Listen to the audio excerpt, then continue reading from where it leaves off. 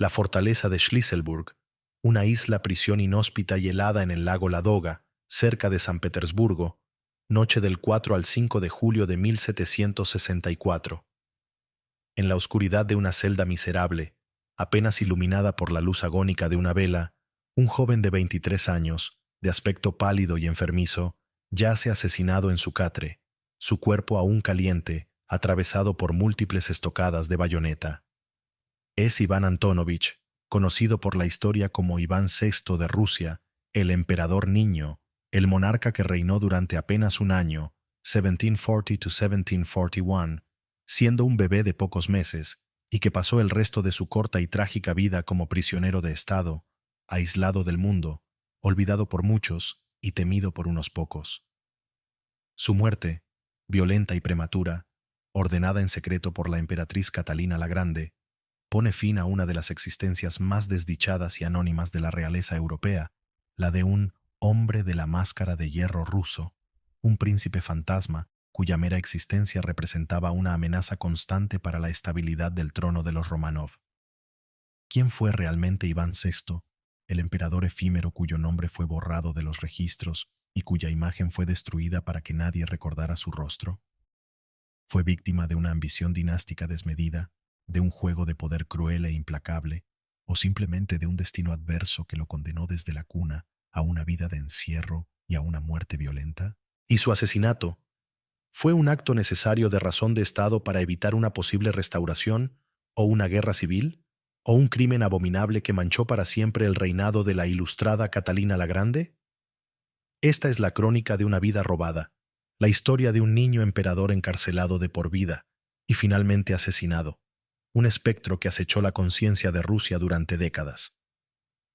Acompáñenme a desentrañar los secretos de Shlisselburg, a explorar la tragedia de Iván VI y a reflexionar sobre la crueldad del poder y la fragilidad de la inocencia en un mundo dominado por la ambición y la intriga.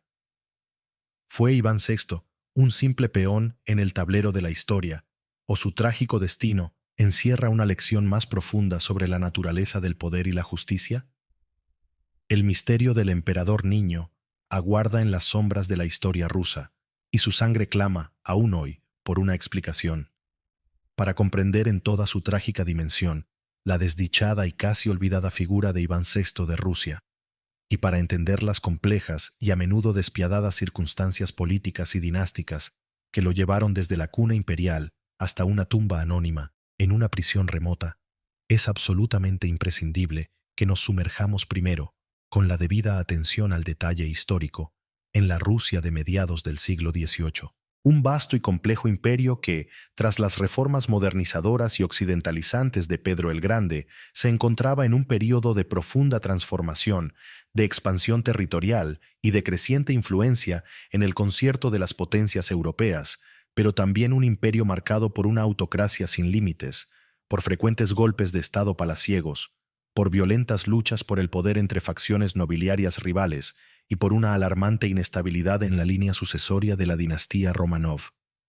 Iván Antónovich, que pasaría a la historia como Iván VI, nació en San Petersburgo el 23 de agosto de 1740, según el calendario gregoriano. Pertenecía por línea materna a la familia imperial Romanov, aunque a una rama secundaria y algo alejada del tronco principal. Su madre era la princesa Anna Leopoldovna de Mecklemburgo-Schwerin, una mujer de origen alemán, de carácter indolente y poco dotada para la política, que era sobrina de la entonces emperatriz reinante de Rusia, Ana Johanovna, sobrina a su vez de Pedro el Grande. Su padre era el príncipe Antonio Ulrico de Brunswick-Luneburgo, un militar alemán de escasa brillantez y aún menor influencia política. El nacimiento del pequeño Iván se produjo en un momento de gran incertidumbre sucesoria. La emperatriz Ana Johanovna, que no tenía hijos propios, se encontraba gravemente enferma y preocupada por asegurar la continuidad de su línea familiar en el trono, excluyendo a la rama de su primo Pedro el Grande, representada por su hija Isabel Petrovna, la futura emperatriz Isabel I, a quien Ana detestaba y temía. Por ello, poco antes de morir, en octubre de 1740, la emperatriz Ana designó en su testamento como su sucesor al trono imperial a su sobrino nieto recién nacido, el pequeño Iván Antónovich, que entonces contaba apenas 2 meses de edad. Para asegurar la gobernabilidad durante la minoría de edad del niño emperador, Ana nombró como regente a su favorito y amante, el poderoso e impopular noble curlandés Ernesto Juan von Biron, duque de Curlandia. Así, de la manera más inesperada y casi accidental, un bebé de apenas unas semanas de vida, que apenas podía sostener la cabeza, se convirtió en Iván VI, emperador y autócrata de todas las Rusias. Su ascenso al trono, o más bien su colocación en él, fue recibido con una mezcla de asombro, de escepticismo y de un profundo descontento por parte de amplios sectores de la nobleza rusa y de la Guardia Imperial, que veían con malos ojos el poder omnímodo de Byron y la perspectiva de un largo periodo de regencia dominado por extranjeros de origen alemán. La regencia de Byron, caracterizada por su arrogancia, su crueldad y su desprecio por las tradiciones rusas, duró apenas unas pocas semanas.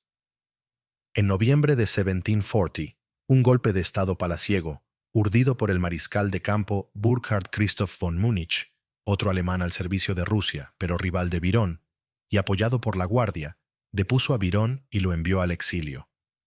La regencia pasó entonces a manos de la madre del niño emperador, Ana Leopoldovna, una mujer bien intencionada pero políticamente inepta, perezosa y completamente dominada por sus favoritos y por las intrigas de su pequeña corte alemana. Su breve período de gobierno, 1740–1741, estuvo marcado por la incompetencia, la corrupción, las luchas internas entre facciones rivales y un creciente descontento popular y militar. La corona incierta del pequeño Iván VI, que nunca llegó a ser consciente de su propia realeza, pendía de un hilo cada vez más delgado. Mientras tanto, en la sombra, Isabel Petrovna, la hija de Pedro el Grande, una mujer de gran belleza, carisma y ambición, que había sido injustamente apartada de la línea sucesoria por Ana Joanovna, esperaba pacientemente su oportunidad. Apoyada por la facción nacional de la nobleza rusa, que anhelaba librarse del dominio de los extranjeros alemanes, y contando con la simpatía de una parte importante de la Guardia Imperial, especialmente del regimiento Preobrajensky, Isabel comenzó a tejer los hilos de una nueva conspiración. Los presagios de un nuevo golpe de Estado, que esta vez tendría como víctima al inocente niño emperador y a su inepta madre regente, se acumulaban en la atmósfera enrarecida de San Petersburgo. Un nuevo enigma comenzaba a tomar forma. ¿Cuál sería el destino de aquel niño coronado en la cuna, cuyo único crimen era haber nacido en el lugar equivocado y en el momento equivocado? Y un objeto simbólico, la fortaleza de Schlisselburg, esa prisión inhóspita y aislada en una isla del lago Ladoga, que ya había albergado a prisioneros ilustres y que se convertiría en la tumba en vida de Iván VI, comenzaba a proyectar su sombra siniestra sobre el futuro del emperador niño. Su breve e inconsciente paso por el trono de Rusia estaba a punto de terminar de la manera más trágica y brutal. La espiral descendente que, en apenas un año, llevaría al pequeño e inocente Iván VI desde la cuna imperial donde había sido proclamado emperador y autócrata de todas las Rusias hasta la más oscura y anónima de las prisiones, fue un proceso vertiginoso, implacable y absolutamente ajeno a su propia voluntad o conciencia. Su efímero reinado, que en realidad fue una sucesión de regencias inestables y corruptas, estuvo marcado desde el principio por la ilegitimidad percibida de su ascenso al trono, por el odio visceral de la nobleza rusa hacia el dominio de los favoritos extranjeros de origen alemán, y por las ambiciones dinásticas de otros miembros de la familia Romanov, especialmente las de Isabel Petrovna, la carismática y popular hija de Pedro el Grande.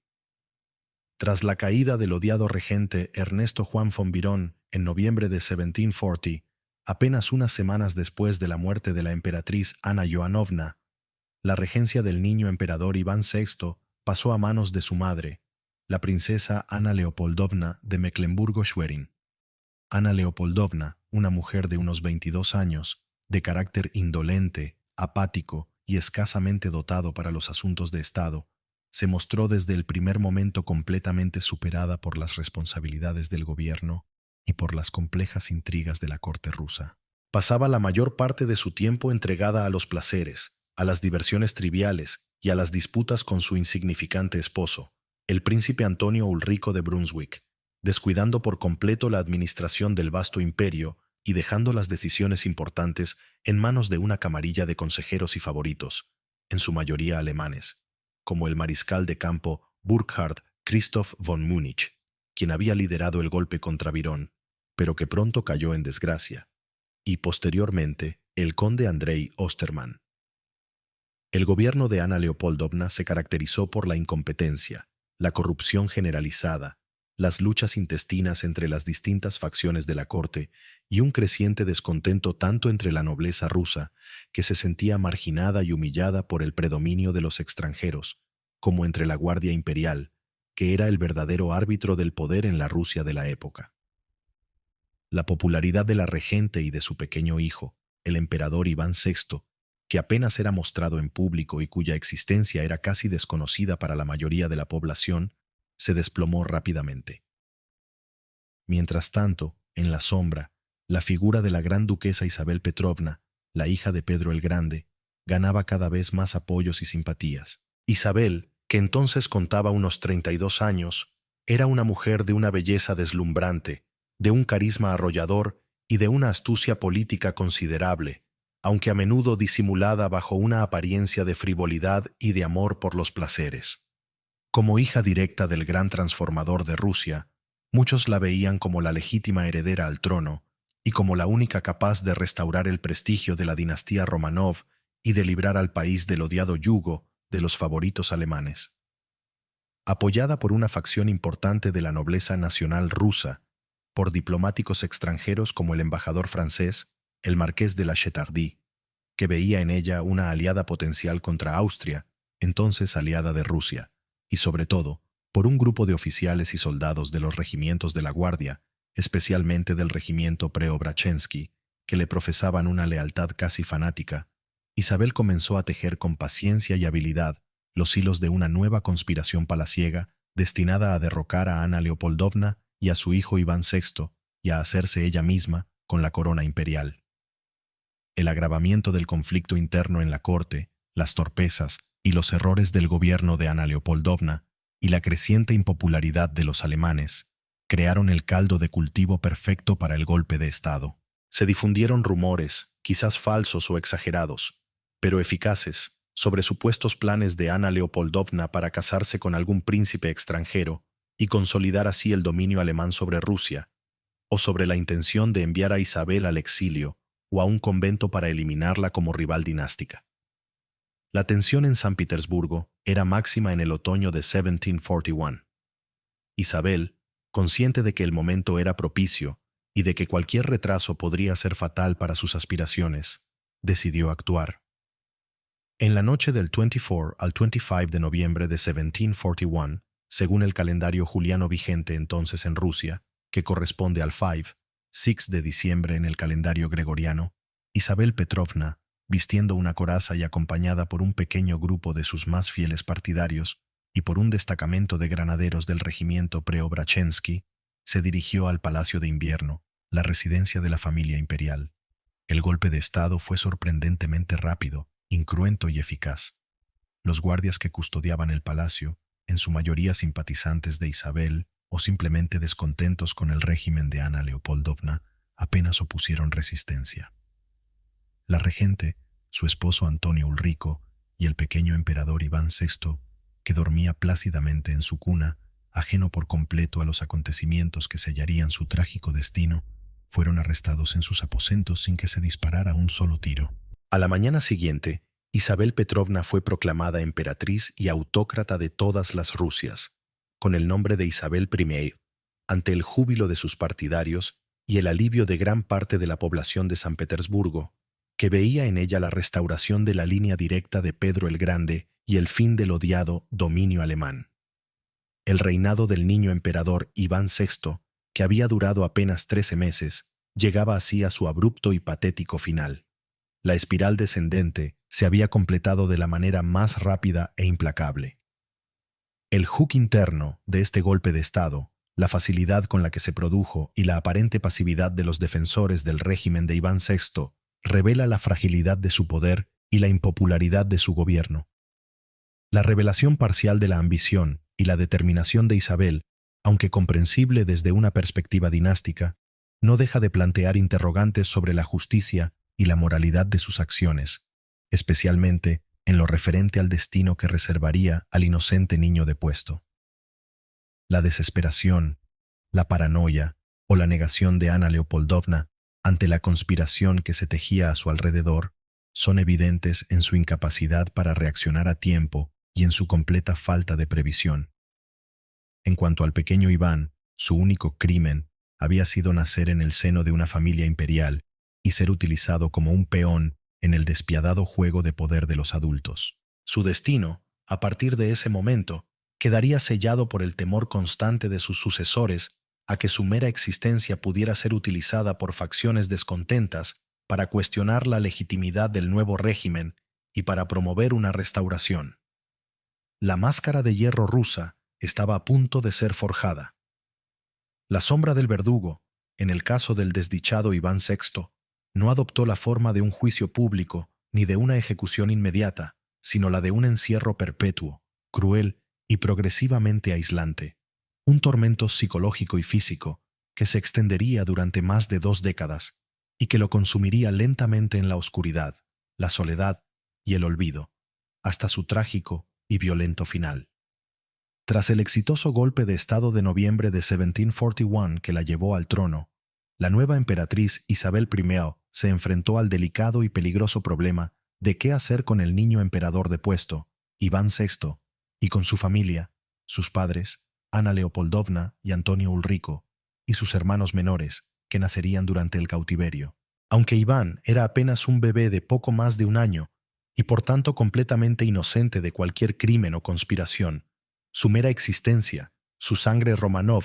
y el hecho de haber sido legalmente proclamado emperador lo convertían en una amenaza potencial constante para la legitimidad y la estabilidad del reinado de Isabel, quien, a pesar de ser hija de Pedro el Grande, había accedido al trono mediante un golpe de Estado y no por una sucesión dinástica directa e indiscutible.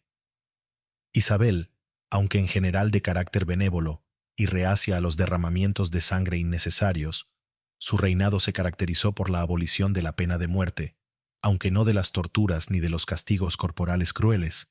Era también una política pragmática y consciente de la fragilidad de su propio poder en un país acostumbrado a las conspiraciones palaciegas. Por ello, tomó la decisión de mantener a Iván y a su familia en el más estricto secreto y bajo una rigurosa vigilancia, con el objetivo de borrar su recuerdo de la memoria colectiva y de evitar que pudieran ser utilizados como estandarte por alguna facción opositora. El deterioro de la situación de Iván VI y de su familia fue un proceso gradual pero inexorable, marcado por sucesivos traslados a prisiones cada vez más remotas y aisladas, y por un endurecimiento progresivo de las condiciones de su cautiverio. Inicialmente, fueron confinados en la fortaleza de Riga, en la actual Letonia. Luego, ante el temor de posibles intentos de rescate o de conspiraciones, fueron trasladados a Dunamunde y posteriormente a Ranenburg. Finalmente, en 1744, la familia fue separada y recluida en Kolmogori, una remota y gélida localidad en el norte de Rusia, cerca de Arcángel, a orillas del río Dvina septentrional. Allí, en Kolmogori, Iván VI pasó la mayor parte de su infancia y adolescencia en un aislamiento casi total del mundo exterior. Vivía junto a sus padres y sus hermanos. Nacieron 4 más durante el cautiverio: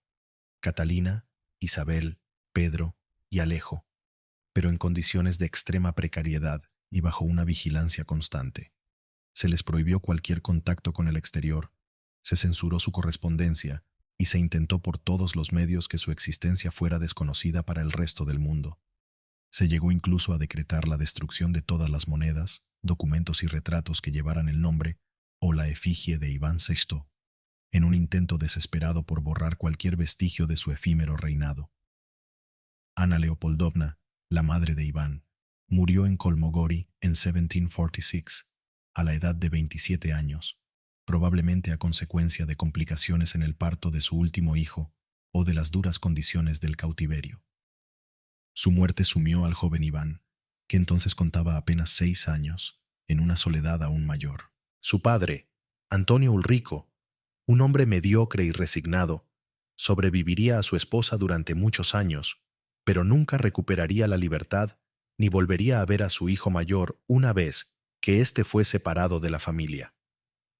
Las descripciones del estado físico y mental de Iván VI durante su largo encierro en Kolmogori son escasas y a menudo contradictorias, ya que se basan en los informes de sus carceleros, quienes tenían interés en presentarlo como un ser embrutecido o deficiente para justificar su reclusión. Sin embargo, parece que, a pesar del aislamiento y de la falta de una educación formal adecuada, Iván conservó una cierta lucidez y una conciencia, aunque vaga y confusa, de su origen real. Se dice que aprendió a leer y escribir por sí mismo, utilizando una Biblia que le fue proporcionada, y que a veces manifestaba destellos de una inteligencia natural y de una profunda melancolía. Su aislamiento del mundo exterior fue casi absoluto. No se le permitía ver a nadie más que a sus carceleros y a un sacerdote que lo visitaba ocasionalmente. No conocía los juegos infantiles, ni las diversiones de la juventud, ni el afecto de una familia normal. Su única compañía eran los muros de su prisión, el recuerdo borroso de sus padres y la presencia constante de sus guardianes, que tenían órdenes estrictas de no revelarle su verdadera identidad ni de hablarle de su pasado como emperador. Las reacciones de la corte, de la familia imperial, lo que quedaba de ella que no estuviera directamente implicado en su custodia, y del pueblo ruso ante la existencia secreta y el cruel destino del prisionero sin nombre, eran de una mezcla de temor, de curiosidad morbosa y, en muchos casos, de una calculada indiferencia. Para la emperatriz Isabel, Iván VI seguía siendo una amenaza latente, un fantasma que podía resurgir en cualquier momento para desestabilizar su trono. Por ello, se obsesionó con su seguridad y con mantenerlo en el más absoluto secreto. Se cuenta que incluso llegó a visitar Kolmogori de incógnito para verlo a través de una mirilla, y que quedó impresionada por su parecido con su propio padre, Pedro el Grande. Iván era bisnieto de Pedro V, hermano mayor de Pedro el Grande, lo que quizás aumentó sus temores.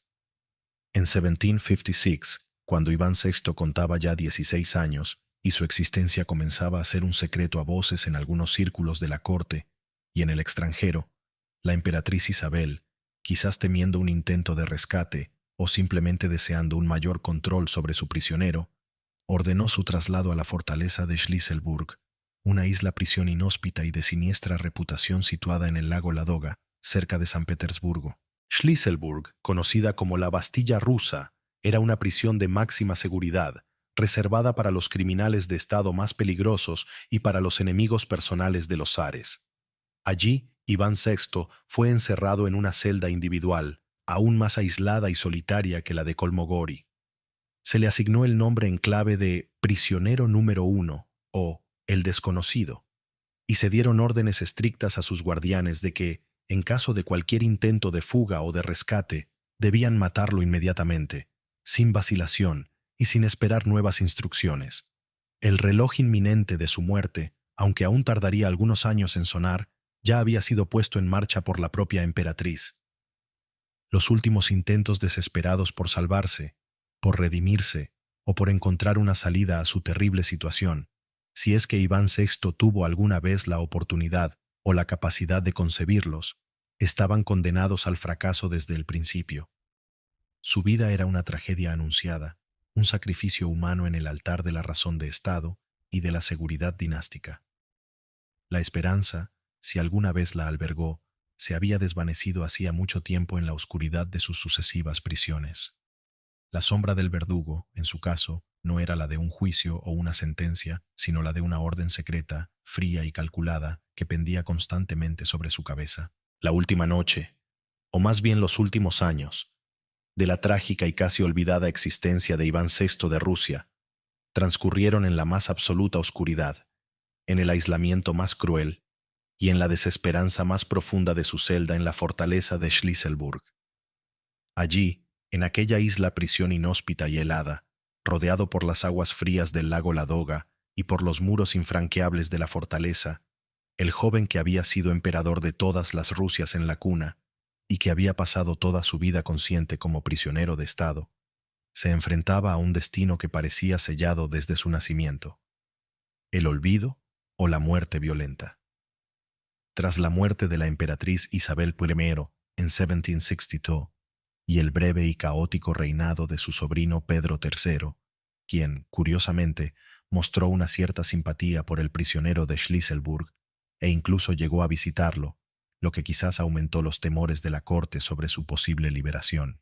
El trono de Rusia fue usurpado por la esposa de Pedro, la ambiciosa y astuta princesa alemana que pasaría a la historia como Catalina II la Grande. Catalina, aunque se presentaba ante Europa como una monarca ilustrada y reformista, era también una política pragmática y despiadada cuando se trataba de asegurar su propio poder, al que había accedido mediante un golpe de Estado y el posterior asesinato de su marido. Para Catalina, la existencia de Iván VI, aunque éste llevara más de 20 años encerrado y fuera prácticamente un desconocido para el mundo, seguía representando una amenaza potencial, un posible pretendiente al trono que podría ser utilizado por facciones descontentas o por potencias extranjeras para desestabilizar su régimen. Por ello, no solo mantuvo a Iván en el más estricto aislamiento en Schlisselburg, sino que también reforzó las órdenes secretas que ya había dado la emperatriz Isabel. En caso de cualquier intento de liberar al prisionero, éste debía ser ejecutado inmediatamente por sus guardianes. La vida de Iván VI en Schlisselburg era de una monotonía y una crueldad indescriptibles. Encerrado en una celda húmeda, oscura y mal ventilada, sin apenas contacto humano más allá de sus rudos carceleros, que tenían prohibido hablarle o revelarle su verdadera identidad, sin libros, excepto quizás una Biblia, sin noticias del mundo exterior, y sometido a una vigilancia constante, su mente, que según algunos testimonios había mostrado ciertos destellos de inteligencia en su juventud, comenzó a deteriorarse progresivamente. Se dice que pasaba largas horas en silencio, sumido en una profunda apatía, o que a veces sufría accesos de cólera o de desesperación.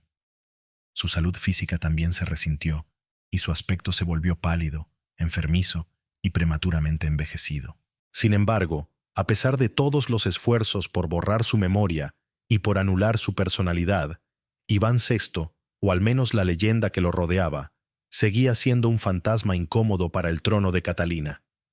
Y fue precisamente esta leyenda, este recuerdo persistente de un emperador depuesto y encarcelado injustamente, lo que desencadenaría la tragedia final. En el verano de 1764, un joven y ambicioso oficial del ejército ruso, el teniente Vasily Mirovich, que prestaba servicio en la guarnición de Schlisselburg y que conocía la existencia del misterioso prisionero número 1, concibió un audaz y descabellado plan para liberarlo y proclamarlo de nuevo emperador, esperando con ello obtener el favor del supuesto monarca restaurado y quizás un lugar preeminente en un nuevo régimen. Mirovich, que al parecer actuó por iniciativa propia y sin el apoyo de ninguna facción política importante, logró convencer a algunos de sus soldados para que se unieran a su conspiración. En la noche del 4 al 5 de julio de 1764, Mirovich y sus hombres intentaron tomar por la fuerza la sección de la fortaleza donde se encontraba la celda de Iván VI. Se produjo un breve pero intenso tiroteo con los guardianes del prisionero. Estos últimos, cumpliendo las órdenes estrictas que habían recibido, y viendo que no podían resistir el ataque y que la liberación de Iván era inminente, tomaron la drástica decisión de ejecutar a su prisionero. Dos de los oficiales encargados de su custodia, el capitán Vlasiev y el teniente Chekin, entraron en la celda de Iván y lo asesinaron a sangre fría, apuñalándolo repetidamente con sus espadas o bayonetas mientras dormía o intentaba defenderse. Iván VI, el emperador niño, el prisionero olvidado de Schlisselburg, moría así, a los 23 años de edad, víctima de una conspiración chapucera y de unas órdenes secretas que habían sellado su destino desde hacía mucho tiempo. El momento exacto de su fallecimiento, en medio del caos y la violencia de aquella noche, quedó registrado en los anales de la infamia. La atmósfera inmediata tras su muerte fue de confusión y horror. Mirovich, al descubrir que su intento de liberación había terminado con el asesinato del hombre al que pretendía restaurar en el trono, se rindió sin condiciones. Fue arrestado, juzgado sumariamente y ejecutado poco después en San Petersburgo. Los oficiales que habían asesinado a Iván VI aunque formalmente investigados, fueron discretamente absueltos y recompensados por haber cumplido con su deber. La emperatriz Catalina la Grande, aunque públicamente lamentó la desgraciada muerte de Iván, no pudo ocultar su alivio por la desaparición definitiva de una amenaza dinástica que había pesado sobre su trono desde el inicio de su reinado. El clímax de la tragedia de Iván VI no fue una muerte en el campo de batalla ni una ejecución pública tras un juicio, sino un asesinato sigiloso y brutal en la oscuridad de una celda, un final tan anónimo y oscuro como lo había sido la mayor parte de su vida. La revelación, o más bien la confirmación, de su muerte, puso fin a la existencia de un hombre que había sido rey sin saberlo y prisionero sin merecerlo, una de las víctimas más inocentes y olvidadas de la implacable lucha por el poder en la Rusia imperial. El anuncio oficial de la muerte de Iván VI, el emperador niño depuesto, aunque se presentó como el resultado lamentable pero inevitable de un intento de sedición y de rescate por parte de un oficial desequilibrado, no logró acallar por completo los rumores y las sospechas que rodearon su trágico final. Para muchos, tanto en Rusia como en el extranjero, el asesinato de Iván en la fortaleza de Schlisselburg fue la culminación lógica y previsible de una política de Estado cruel e implacable, destinada a eliminar cualquier posible amenaza al trono de la emperatriz Catalina la Grande. La reacción de la corte rusa fue, en general, de un alivio apenas disimulado. La desaparición de Iván VI eliminaba de un plumazo a un pretendiente dinástico que, aunque olvidado y aislado, siempre había representado una cierta incomodidad y un posible foco de conspiraciones. Catalina la Grande, aunque públicamente expresó su pesar por el desgraciado incidente, no tomó ninguna medida seria para castigar a los responsables directos del asesinato, los oficiales Vlasiev y Chekin, que fueron discretamente recompensados, y se apresuró a cerrar el caso, presentando a Vasily Mirovich como el único culpable de la tragedia, un ambicioso y loco aventurero que había pagado con su vida su osadía. Entre el pueblo ruso, la noticia de la muerte de Iván VI, cuya existencia era apenas conocida por la mayoría, probablemente no causó una gran conmoción, más allá de la curiosidad morbosa o de la compasión que pudiera despertar la historia de un niño emperador encarcelado y asesinado. Su figura, borrada de la memoria oficial durante décadas, no había tenido tiempo de calar en el imaginario popular como la de otros zares Romanov. El destino del cadáver de Iván VI fue tan oscuro y anónimo como lo había sido su vida. Tras su asesinato, su cuerpo fue enterrado en secreto, sin ningún tipo de ceremonia ni de honor, en algún lugar indeterminado dentro de los muros de la fortaleza de Schlisselburg, o quizás en sus inmediaciones. No hubo tumba oficial, ni lápida, ni monumento que recordara su existencia. Se intentó por todos los medios borrar cualquier vestigio material de aquel emperador efímero y desdichado. Solo muchos años después, durante el reinado de Pablo I, hijo de Catalina la Grande, quien, paradójicamente, también moriría asesinado en un golpe de Estado, se realizaron algunos intentos por localizar sus restos y darles una sepultura más digna, pero sin resultados concluyentes. La ubicación exacta de la tumba de Iván VI sigue siendo, a día de hoy, un misterio.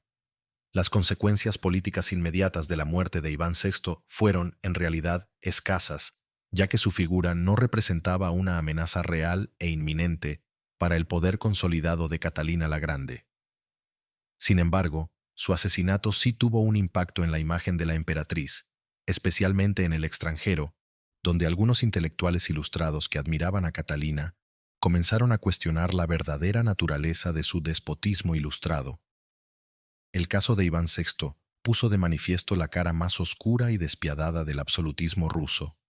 y la facilidad con la que la razón de Estado podía justificar los crímenes más atroces. Las nuevas incógnitas que surgieron tras su muerte, o más bien las que se confirmaron, giraron en torno al grado de implicación directa de Catalina en la orden de asesinarlo. ¿Fue una decisión tomada por ella misma? ¿O simplemente una consecuencia inevitable de las órdenes previas de ejecutarlo en caso de intento de rescate? ¿Pudo haber evitado su muerte si hubiera querido? Estas preguntas, aunque sin respuesta definitiva, siguieron alimentando el debate y la leyenda negra de la emperatriz. El caos inminente que podría haber supuesto una rebelión exitosa liderada por Mirovich en nombre de Iván VI fue así evitado, pero a un precio muy alto, el de la vida de un inocente y el de una mancha imborrable en la conciencia de un régimen. La muerte violenta y prematura de Iván VI de Rusia en la lúgubre fortaleza de Schlisselburg, a la edad de 23 años y tras más de 2 décadas de un encierro cruel e inhumano, no fue simplemente el final de una vida trágica y olvidada. Fue también el cierre de un capítulo oscuro y a menudo silenciado de la historia de la dinastía Romanov, y un recordatorio sombrío de la brutalidad y la arbitrariedad del poder absoluto en la Rusia imperial del siglo XVIII. El legado de Iván VI es, paradójicamente, el de un emperador que nunca reinó conscientemente, el de un prisionero cuyo único crimen fue haber nacido con sangre real en un momento de inestabilidad dinástica, y el de un fantasma cuya mera existencia representó una amenaza constante para aquellos que ocuparon el trono después de él. Su historia, aunque durante mucho tiempo ocultada o minimizada por la historiografía oficial rusa, ha emergido gradualmente como un ejemplo conmovedor y terrible de la crueldad de la razón de Estado y de la fragilidad de la inocencia frente a las ambiciones desmedidas del poder. En el plano político, la eliminación física de Iván VI consolidó de manera definitiva el poder de Catalina la Grande, eliminando al último pretendiente Romanov, que podía, al menos en teoría, disputarle la legitimidad de su trono, al que ella misma había accedido mediante un golpe de Estado y el asesinato de su esposo Pedro III.